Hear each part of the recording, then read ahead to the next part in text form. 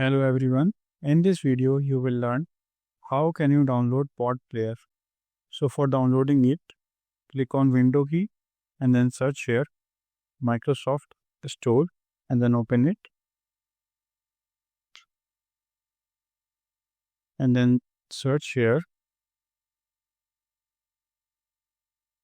PotPlayer and here you can see PotPlayer. Click on it and then click on install and just wait. It will take some time to install. So you can see the PotPlayer is installing. So it is downloaded. Now install. If any pop-up occurs, click on yes. So here you can see installing almost done. So now as you can see it is showing installed. Now click on Window key and then search here PotPlayer. So